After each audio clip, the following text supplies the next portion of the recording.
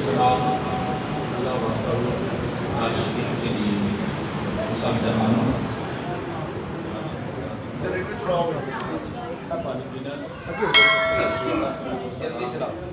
इमामुल अंबिया पक्के ताता सरवरे कायनात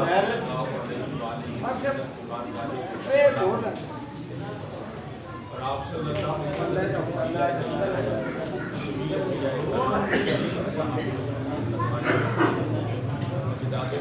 औलाद रसूल सल्लल्लाहु अलैहि वसल्लम मेरे करीम आका अलैहिस्सलाम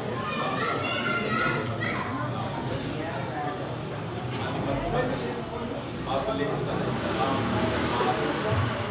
जल्दी उलमाए कराम मेहमानान गिरामी तमाम बरादरान इस्लाम आज का ये आज सिलसिला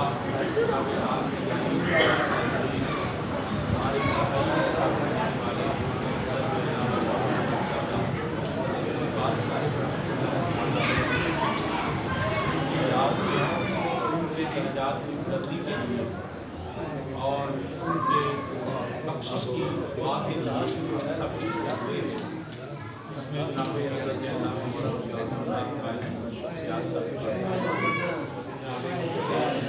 चुप करो गाल ना करो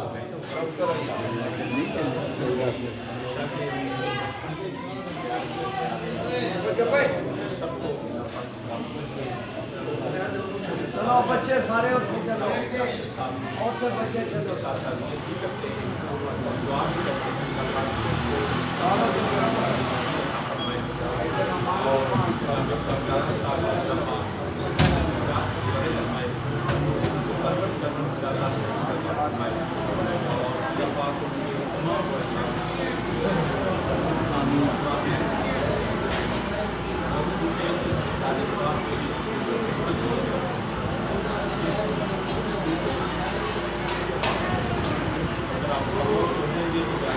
यार क्यों गल्ला करते हो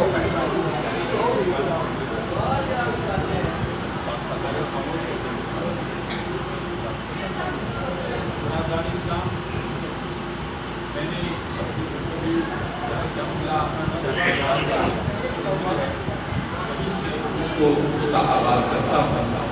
और यकीनन शुद्धाई की बात पर मैं कुछ अर्ज करूँगा। इसी मसले की दो चार बातें करते हुए याद रखिएगा, सिर्फ अहले सुन्नत ही नहीं जो खुद को मुसलमान कहते हैं, जब हमें इस्लाम का इंसान सबके नज़दीक जो इस्लाम के fundamental basic source of law है, माक़ज़ कानून है, उनमें सबसे पहले अल्लाह का कुरान है। सुभान अल्लाह। कुरान करीम के बाद नबी पाक सल्लल्लाहु अलैहि वसल्लम का फरमान है, हदीस मुबारक का सुन्नत मुस्तफा सल्लल्लाहु अलैहि वसल्लम। तीसरा माक़ज़ कानून का है इज्मा उम्मत, consensus of jurist scholar and doctor of Islam. और जो चौथा है उसको क़यास कहते हैं, एनालॉजी। ये चार बुनियादी कुरान, हदीस, इज्मा उम्मत और क़यास। बोलिए क़यास। अब इज्मा उम्मत हर जमात का अपना होगा, उनके उलमा अपने, उनके फुक़हा अपने हुक्म की बात करेंगे, क़यास में जाहिर है। लेकिन पहली दो जो थे कुरान और हदीस, इस पर किसी के कोई इतराज़ नहीं है। और जो चीज़ कुरान करीम में आ जाए, हदीस का दर्जा भी कुरान के बाद, ये दुनिया के बाद, हदीस का दर्जा भी कुरान के बाद है। अगर नसे की दलाला अल्लाह के कुरान से हुक्म मिल जाए तो हम हदीस को भी नहीं देंगे। सुभान अल्लाह। बेशक। पहली बात ये कि कोई भी मेरे करीम आका अलैहि सल्लम का फरमान कुरान के खिलाफ हो ही नहीं सकता। बेशक। कि मेरे नबी पाक सल्लल्लाहु अलैहि वसल्लम का जलाल, जमाल, खलबत, जलबत, मेरा नबी जो भी फरमाए वो रब के हुक्म से होता है। इसमें एक एतराज़ जरूर लोग करते हैं कि अगर रब के हुक्म से है तो تو معاذ اللہ کو یہ ایسا ماڈرن فتنہ ہے جس کو مرزا جیل بھی کہتے ہیں، خامدی کی فکر بھی یہی ہے، وہ بھی یہ کہتے ہیں کہ یہ صرف جو ہے یہ قرآن کے حوالے سے ہے، ورنہ معاذ اللہ جو ہے وہ نبی سے خطائے صحابی ممکن ہے۔ اہل سنت کے عقیدے کو سمجھ لیجئے، نبی معصوم کا مطلب ہے جس پہ امکان خطا نہیں ہے۔ سبحان اللہ۔ اگر کوئی یہ کہے کہ شرح قاعدہ نصفیہ میں دیگر میں اقوال موجود ہیں، بعض نے لکھا کہ اعلان نبوت سے پہلے امکان خطائے صحابی بلکہ وقوع بھی لکھ دیا گیا، یاد رکھیے گا یہ علماء کی بحث ہے، اپنے آپ کو گمراہ نہ کیجیے، اور یہ اگر اس پہ کسی جاہل کی بات کی تو وہ کفر تک چلا جائے۔ یہ علماء کی بحث ہوتی ہے کہ ایسا ہے، تحقیق ہوتی ہے۔ یاد رکھیے گا اقوال تو آپ کو ہر طرح کے مل جائیں گے، لیکن جو پیش کیا جاتا ہے وہ مختار مذہب ہوتا ہے، قول پہ عقیدہ نہیں ہوتا، مختار مذہب ہوتا ہے جو قرآن ہوتا ہے، میرے مصطفیٰ کا فرمان ہے۔ تو اس لوگوں نے ان باتوں کو معصوم کا مطلب یہ ہے کہ امکان خطا بھی نہیں، امکان خطا بھی نہیں، ممکن ہی نہیں کہ جو معصوم ہو اس سے خطا سرزد ہو جائے، نہ کوئی کسی قسم کی خطا کی کوئی تعریف نہیں اللہ کے نبیوں کے ثابت نہیں آتی۔ اگر کوئی شخص کہے جناب کیونکہ لوگوں مثالیں دیتے ہیں، یاد رکھیے گا حضرت سیدنا آدم علیہ السلام کے والد سے بات کرتے ہیں کہ جی سیدنا نعیم الدین مراد آبادی رحمۃ اللہ تعالیٰ علیہ لکھا، میں نے پڑھا، جو میں نے اساتذہ سے سیکھا، ہم کسی عالم کی تحریک کو تو خطا اجتہادی کہہ سکتے ہیں، ہم اللہ کے نبی کی شان میں یہ رسالت نہیں کر سکتے۔ میں یہ کہوں گا اگر کسی ہمارے بزرگ نے یہ لکھ دیا جس کی کتابیں ہمارے دوست دیتے ہیں تو وہ اس بزرگ کی خطا اجتہادی ماننا کے لیے قابل قبول ہے، لیکن اس بزرگ کی لکھی ہوئی تحریر کی بنیاد پہ انبیاء کی طرف خطا کا منسوخ کرنا یہ جسارت ہے۔ ہم اس کو لکھیں گے کہ عالم دین سے ہمارے بزرگ ہیں، ان سے خطا اجتہادی ہوگی، ان کی نیت اچھی تھی اس لیے ان کو ثواب بھی ملا۔ میرا یہ عقیدہ ہے۔ اب اگر یہ سمجھیے کہ حضرت سیدنا آدم علیہ السلام اب جو بزرگوں نے لکھا، ہمارا جو خارجیوں کے ساتھ پچھلے معاملات کیوں چلتے رہے، فکر رضا کا مطلب کیا ہے؟ اگر کسی نے لکھ دیا تو کیا ہم کہہ سکتے ہیں یہی ہمارا خارجیوں کے ساتھ رہا؟ انہوں نے کہا جی قرآن کہتا ہے کہ مانا بشر، قرآن کہتا ہے یہ نبی ہماری طرح مثل بشر ہے، ہم یہ کہتے ہیں قرآن نے لکھا ہے، ہم نہیں کہہ سکتے، قرآن نے لکھا ہم نہیں یہ کہہ سکتے، وہ میرا رب کہے یا میرا نبی کہے۔ بہت سی باتیں ایسی ہیں جو بے ادبی کے زمرے میں آتی ہیں۔ قرآن نے تو یہ بھی کہا ربنا ظلمنا انفسنا وان لم تغفر لنا وترحمنا لنکونن من الخاسرین۔ قرآن نے تو کہا حضرت آدم علیہ السلام نے خود اعتراف کیا ربنا ظلمنا، یا اللہ میں نے اپنی جان پہ ظلم کیا، ہم نے ظلم کیا، ہم خسارے والے ہیں۔ یہ آدم علیہ السلام کی عاجزی ہے رب کی بارگاہ میں۔ اولاد آدم اگر ظالم کہے تو کافر ہوگا۔ اولاد آدم سیدنا آدم علیہ السلام کو سناؤ کہ ظالم نہیں کہہ سکتے۔ تو جو لکھا ہوتا ہے وہ جس نے کہا، جس کی بارگاہ میں کہا وہ جانے، ہماری یہ ضرورت نہیں۔ اس لیے علماء یہ بات کو سمجھے تو لگا کہ جو علماء نے لکھا وہ بات کو سمجھانے کے لیے تھا۔ اب رہ گئی بات کہ جناب آدم علیہ السلام نے تو کہا تھا کہ اس طرح کے قریب نہ جانا تھا، تم ظالمین و ظالموں میں سے ہو جاؤ گے، تو کیا معاذ اللہ اس کو خطا کہیں گے؟ یاد رکھیے گا ایک میرا جملہ، کیونکہ ہم نے اہل سنت والجماعت بعض چیزیں صورت میں نظر آتی ہیں، حقیقت میں نہیں ہوتی۔ بات سمجھ رہے ہیں؟ صورت میں نظر آتا ہے، حقیقت میں نہیں ہوتا۔ حضرت خضر علیہ السلام نے موسیٰ علیہ السلام کے ساتھ جا ایک بچے کو تھپڑ مارا، بچہ مر گیا، قتل کر دیا گیا۔ سیدنا موسیٰ علیہ السلام بولے یہ کیا کیا؟ نفس زکیہ بے گناہ مار دیتے، بالکل بے گناہ مار دیا۔ اب ظاہری صورت میں شریعت المسلم میں کسی کی جان لینا جرم ہے، موسیٰ علیہ السلام بولے بھی، مگر کوئی شخص مجھے فتویٰ بتا دے کہ موسیٰ علیہ السلام نے کہا نفس زکیہ یہ بے گناہ قتل کر دیا، کیا خضر علیہ السلام پہ بے گناہ کے قتل کا جو ہے وہ جرم نعوذ باللہ لگتا ہے؟ بولیے نہیں نہیں لگتا. کیوں نہیں لگتا؟ صورت میں نظر آتا ہے. جرم وہ ہوتا ہے تو خدا کی بارگاہ میں جرم ہو جس کو خدا اجازت دے دے نا تو قانون کے مطابق ہوتا ہے، وہ جرم نہیں ہوتا، وہ جرم نہیں ہوتا. اس لیے اگر میں اپنی مثال دینا چاہوں، اللہ ہم سب کو معاف فرمائے. میں آپ اس کو قتل کرے تو سزائے موت کے حقدار ہے، 302 کا پرچہ ہوگا.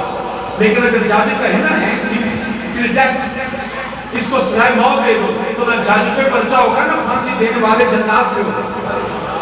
کیونکہ اس نے قانون کے مطابق سزا دی. اب دیکھنے والے نے قانون نہیں دیکھا، دیکھنے والے نے صورت دیکھی ہے کہ جلاد نے پھانسی دے دی، جلاد نے تلوار ماری سر اڑا دیا، گولی کے ساتھ قتل کر دیا. ارے صرف گولی لگنا اور اگلے کا مرنا دیکھو، پیچھے قانون کی طاقت دیکھو. جس کو قانون اجازت دیتا ہے اس پہ قتل کا مقدمہ نہیں ہوتا، وہ صورت میں نظر آتا ہے، حقیقت میں نہیں ہوتا. حضرت آدم علیہ السلام کا انی جاعل فی الارض خلیفہ رب نے زمین کے لیے بنایا تھا. ارے بظاہر کہا نہ جانا مگر رضا یہ تھی چلے جانا، آدم کا اس کے قریب جانا رب کی رضا کے خلاف نہیں تھا، اس لیے آدم کے خلاف جرم ہو ہی نہیں سکتے. آدم علیہ السلام کے خلاف معاذ اللہ خطا نہیں کہا جا سکتا. کیوں کہ انی جاعل فی الارض، رب نے دوسری جگہ اپنی رضا بھی بتائی. خضر علیہ السلام کا قتل کرنا رب کی رضا کے مطابق. موسیٰ علیہ السلام گئے سیکھنے کے لیے، موسیٰ علیہ السلام کے ابھی وہ چیزیں ظاہر نہیں کی گئی تھی جو خضر علیہ السلام نے کر دی گئی تھی. اگر اس طرح ہوتا تو پھر جبریل بھی روح قبض کرتا سکتے رہنا قتل کا مقدمہ درج نہیں. جبریل امین کا روح کا قبض کرنا رب کی رضا کے مطابق. اس لیے کچھ چیزیں صورت میں نظر آتی ہیں، حقیقت میں نہیں ہوتی ہیں. اسی طرح یہ سمجھ لینا انبیاء وہ ہیں جو معصوم رہے، قرآن خطا بھی نہیں ہے. جو غیر نبی ہے اہل بیت ہو یا صحابہ محفوظ ہیں، ان سے امکان ہے مگر میرا اللہ جو محفوظ جس کو کرتا ہے اس سے وقوع ہونے نہیں دیتا. امکان ہوتا مگر اس سے خطا کا وقوع ہونے نہیں دیتا ہے. یہ میں نے تمہیدی رکو اس لیے کی کیونکہ مسئلہ باب فرق چل رہا ہے. ہمارے اہل سنت کے نزدیک جو ہمارا مختار مذہب ہے، میں قول کی بات نہیں، قول آپ کو ہر جگہ پر مل جائے گی، ہر حوالے سے مل جائے گی. اگر قول پہ بات کریں گے پھر فرقے بنے گے. مختار مذہب جو قرآن و حدیث کا اہل سنت کے نزدیک حضرت ابو بکر صدیق بھی بے خطا تھے، حضرت سیدہ زہرا بھی بے خطا تھے، کیونکہ وہ محفوظ عن الخطا، وہ محفوظ عن الخطا. اب بات سمجھ لیجئے. کچھ تو قبلہ چاچو جان نے وضاحت سے فرما دیا کہ یہ وراثت نہیں ہے، یہ حصہ. ہم یہ نہیں کہتے کہ سیدہ پاک کا حصہ تھا، نہیں، حصہ تھا. ہم حصے کا انکار نہیں کرتے، لیکن وصیت، وراثت اور ترکہ، کیونکہ یہ قرآن کے بھی خلاف ہے، مصطفیٰ کے فرمان کے بھی خلاف ہے. حصے کا انکار نہیں، وصیت، ترکہ اور وراثت کا انکار ہے. اور وراثت کا کیوں انکار ہے؟ اس لیے کہ اللہ کا قرآن کہتا ہے وہ جو حصہ پڑھا گیا سورہ حشر کی روشنی میں، جن کے حصے تھے فللہ وللرسول وذی القربى والیتامى والمساکین وابن السبیل. اس کے بعد اگلی آیت جو ہے نا کہ لا تکون دولۃ بین الانبیاء منکم، اس آیت نے حصے کو جو ہے واضح کر دیا. کیونکہ ہوتا یہ تھا کہ جو مال آتا تھا وہ امراء کے درمیان رہتا تھا، امیر امیر تر ہوتا تھا، غریب غریب تر ہوتا جاتا تھا. تو رب ذوالجلال نے یہ حکم جاری فرما دیا جو ریاست کا مال ہوگا وہ صرف امیرہ کے وزیروں کو نہیں. یہ شریعت اسلامیہ ہے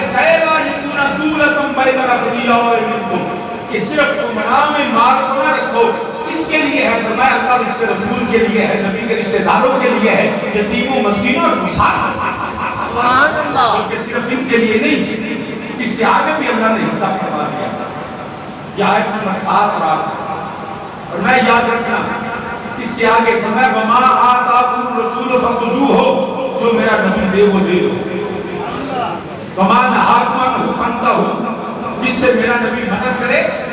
رک جاؤ. اور اس کے بعد پھر اگلے حصے اور بیان فرما دے یا رب العالمین کہ باغ فضل مال فیض کس کا ہے؟ فرمایا للفقراء المہاجرین الذین اخرجوا من دیارہم واموالہم یبتغون فضلا من اللہ ورضوانا. ارے جو فقراء جو ہجرت کر کے مدینہ طیبہ سے باغ فضل میں ان کا بھی حصہ ہے. سبحان اللہ.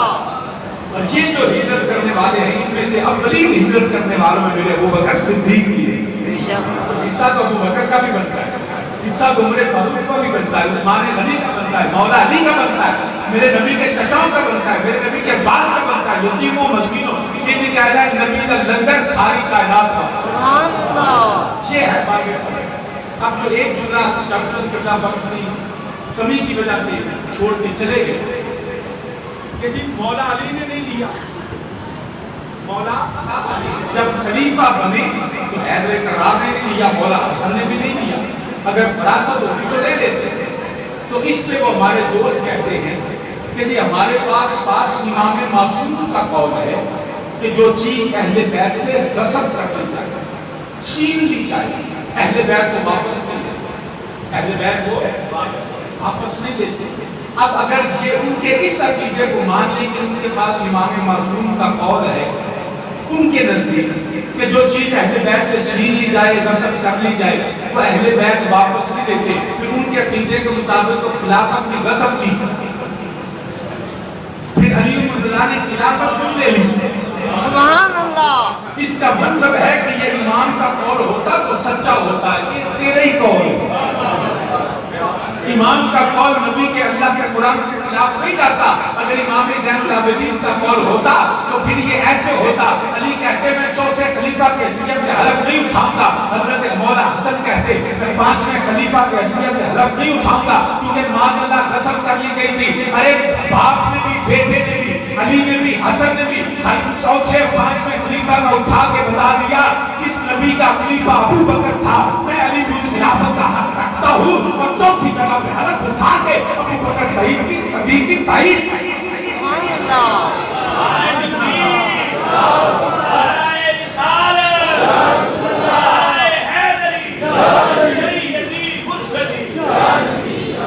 اس لیے یہ سب کہانیاں ہیں، سب جھوٹ ہے، اور یہ بخاری شریف کی حدیث یاد رکھیے گا۔ لوگ جب دوست کہتے ہیں جب بخاری پڑھو تو آگے بخاری کہ حدیث بھی اگر قرآن کے بعد درجہ بخاری کا نہیں ہے میں لکھ کے دے دیا، یہ بالکل جھوٹ ہے۔ قرآن کے بعد درجہ بخاری کا، قرآن کے بعد درجہ حدیث کا ہے، چاہے وہ کہیں اس کی سند، متن، روایت، درایت، اس کی صحت دیکھی جائے گی، یہ صحیح ہے، حسن ہے، لذات رہی ہے، کہہ رہی ہے، یہ موضوع ہے، ضعیف ہے، اس کی حیثیت کیا ہے؟ ارے بخاری کے اندر بھی یہ جو لفظ ہے نا سیدہ نے سقول فرمایا یہاں کے، اور آگے فضائل خاتمہ کو یہ مدر میں نہیں، یہ شہاب ابن شہاب زہری کے ہیں۔ ہم شہاب زہری کو جھوٹا کہہ سکتے ہیں، نہ صدیق کو کتاب کہہ سکتے ہیں، نہ سیدہ پاک ہم راوی کو نہیں کہہ سکتے۔ یہ بکواس راوی نے کی ہے۔ رادان اسلام یاد رکھیے گا، اگر یہ مراد لے لی جائے کہ سیدہ پاک نے سقول فرمایا، اب سقول سے ساری کہانی بنی، جتنی کہانیاں ساری سقول سے، اب سقول کا انہوں نے مطلب یہ لیا کہ معاذ اللہ سیدہ پاک نے ابو بکر صدیق سے ساری زندگی کلام نہیں، ان کا یہ مطلب ہے۔ ہمارا مطلب یہ ہے کہ ساری زندگی سیدہ نے یہ سوال نہیں کیا،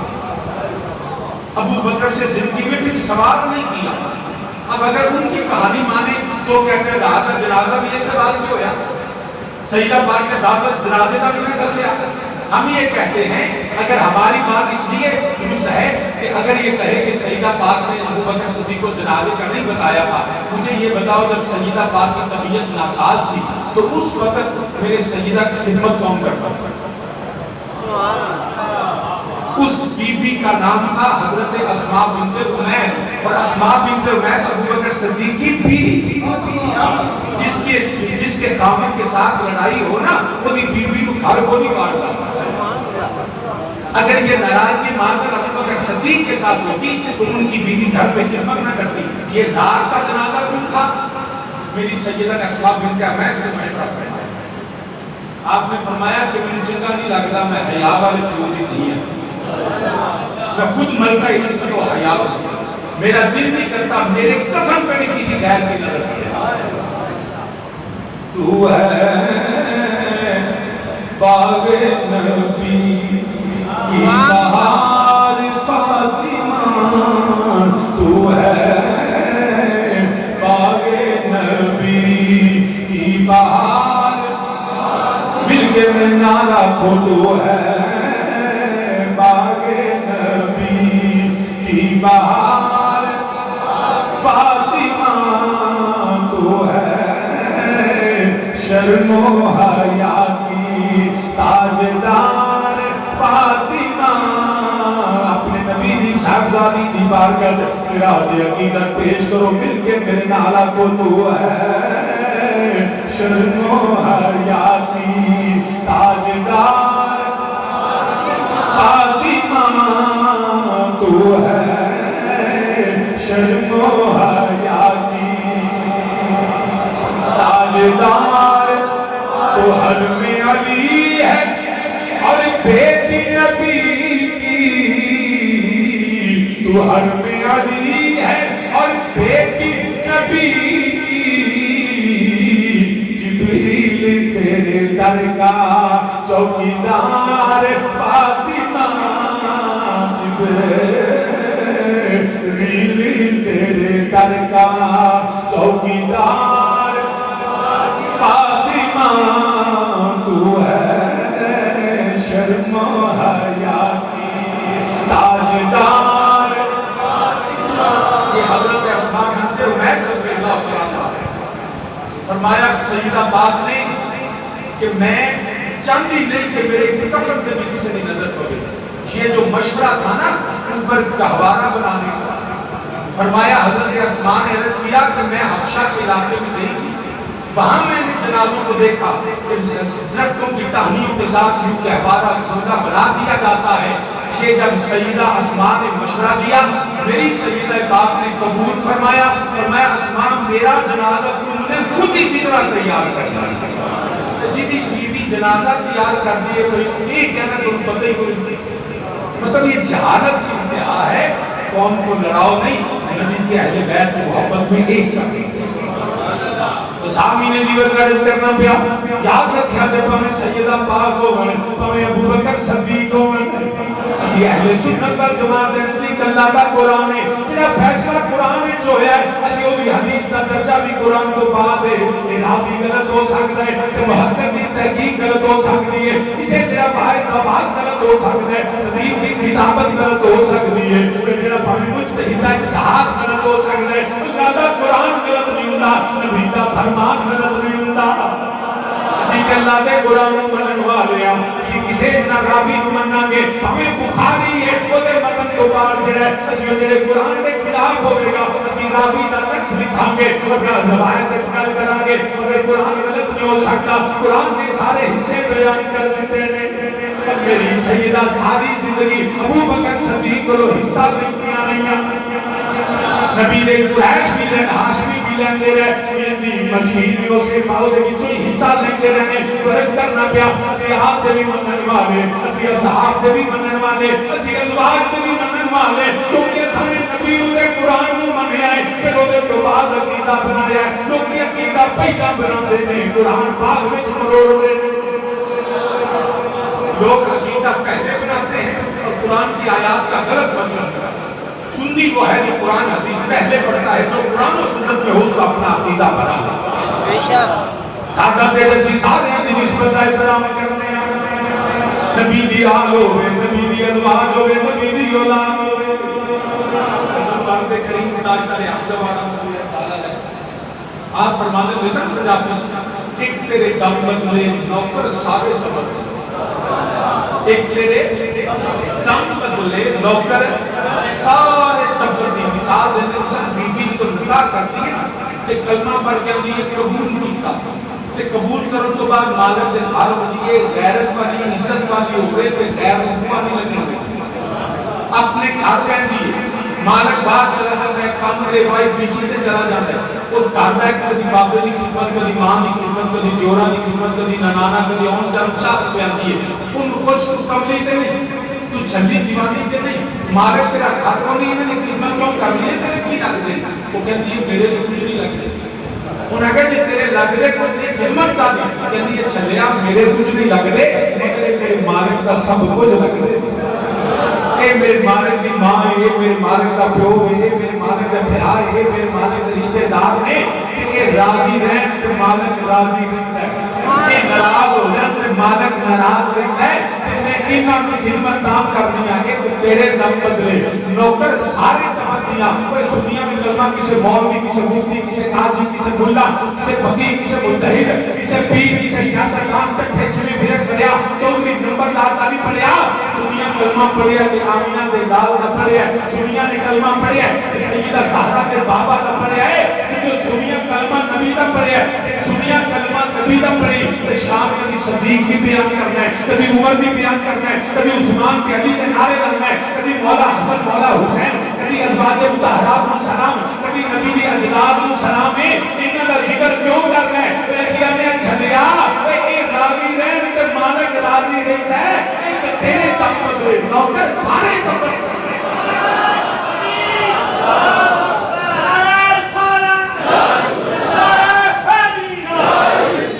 عزیز جائے نبی نواز کے سارے سلام میں ازواج نبی سلام میں اولاد نبی سلام میں صحاب نبی سلام میں پھر دونوں آکھئے کنڈ کرنا تو پنجا مل کے میرے نال رکھو کنڈ کرنا تو پنجا نہیں مل کے پاوالے میں بس ایک ہی خبر کرنا ہے کیونکہ پڑھنے اچھی میرے نال جن کو اللہ توفیق کی ہو میرے نال کنڈ کرنا تو پنجا تے منہ موڑ نہ پارا تو اسی کسے ضرور کرنی ہے 12 امام بھی ساتھے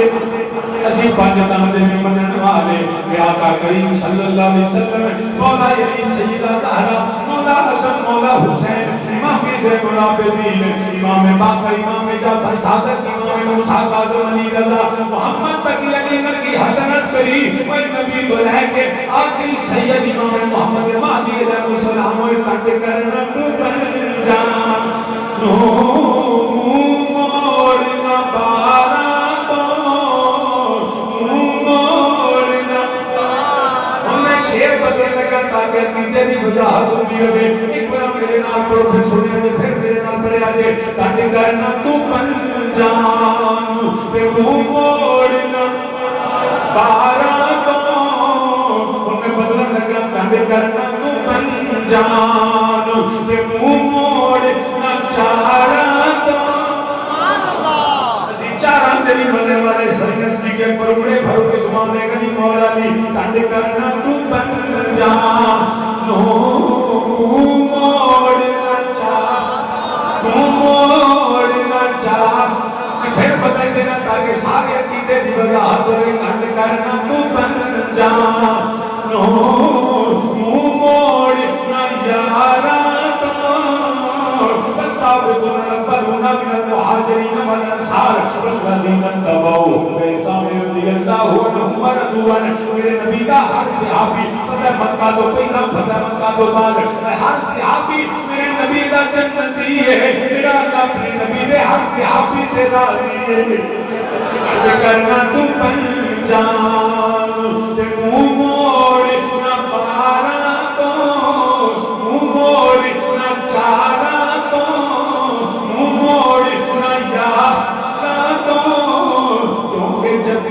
جہنم دی گلیال تمکنی جنت دے جہنم دی گلیال الہی بہتے بنی فاطمہ الہی بہتے بنی فاطمہ کہ بر قول ایمان کنی خاتمہ اگر دعوت امرن کنی ور قبول منو دست و دامان آل رسول کلیال تے تو ہے نور تیرا سب گرانا نور کا تیری نسل پاک میں ہے بچہ بچہ نور کا آپ تطہیر سے جن کے پودے جمیں آپ تطہیر سے جن کے پودے جمیں اس ریاض نجابت بلا کو سلام ہے کیا بات رضا اس چمرستان کرم کی زہرا ہے کلی جس میں حسین اور حسن پھول بیتم یہی تو 5 ہے مقصود کائنات حسن و حسین مصطفیٰ اور فاطمہ علی و کلیال مبنی میرے دل یہ اور واقعہ سنا دے ماں حضرت سعد بن ابی وقاص رضی اللہ تعالیٰ عنہ اشرا مبشرہ صحابی میرے نبی نے غلام ہے جنہاں نو جنت دینا بشارتا میرا رب دیتا ہے میرا نبی دیتا ہے حضرت سعد بن ابی وقاص رضی اللہ تعالیٰ عنہ اشرا مبشرہ صحابی نے بڑی جیت صحابی نے یقیناً جنتی نے جنہوں نے جنتی ہونے شک کرے وہ آپ جہنمی ہیں کوئی انہوں نے سند میرے اللہ نے اتاری ہوئی ہے میرے نبی نے سند دی ہوئی ہے وہ اشرا مبشرہ حضرت سعد بن ابی وقاص جنتی صحابی نے مگر یاد رکھے آجے اتھے کربلا دے میدان اندر حضرت سعد بن ابی وقاص کا پتر عمر ابن سعد دنیا دے مال واسطے دنیا دی دولت واسطے دنیا دے پیسے واسطے دنیا دی حکومت واسطے دنیا دی واہ واہ واسطے نبی دی آلت بغاوت کرتا ہے پیا باپ جنتی پتر جہنمی بن گیا باپ جنتی پتر جنتی بن گیا کیوں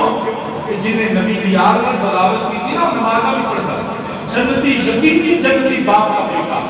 مگر نسل رسول نے بغاوت کی تھی تو جنتی کہ گھوڑ دے باپ کو کوئی نہیں جانتا جنبی فوج دا سپہ سلار سی جہنمی فوج دا سپہ سلار سی ہو لیکن میرے امام دا غلام بنے کہ جنبیاں تو نکل کے رب نے جنبیاں کیونکہ گلیال پہ مگنی جنت تے جہنم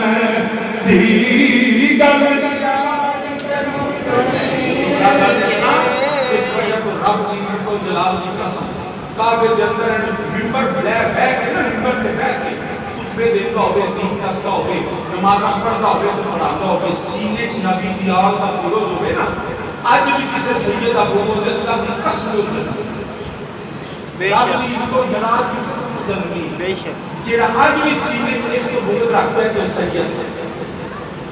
نبی کی آل کا احترام قرآن نے واجب کرنا فرمایا جب محبت کرے گا ایک جملہ میں بھی کہہ دیں میرے کریم آقا علیہ السلام فرمایا جن نے مینوں ویکھیا وہ جنتی ہے بے شک لوکی اندر شان سے آتا ہے میں کہہ دیا شان مثال ہے کہ جس نے نبی کو دیکھا اور اس محبت میں دنیا سے چلا گیا وہ صحابی جنتی ہے کوئی بظاہر صورت نہیں اگر ایسا معاملہ نظر آئے اس کے باوجود وہ جنتی ہے جب اپنے مصطفیٰ کے صحابہ کی لرزشوں کو نہیں دیکھتا خطاؤں کو نہیں دیکھتا مصطفیٰ سے وفاؤں کو دیکھتا وہ محفوظ انتقال ہے رب ان سے وقت ہونے نہیں دیتا وہ صورت میں رب ان کے نام کے استعمال جو ہے وہ نیکیوں سے بھرا ہوا وہ نبی کے صحابہ جنہوں نے نبی کو دیکھا وہ کون ہے جنتی کون ہے لوگ کہتے ہیں یہ شان صحابہ میں نے کہا نہیں یہ شان رسالت جس نے نبی کو دیکھا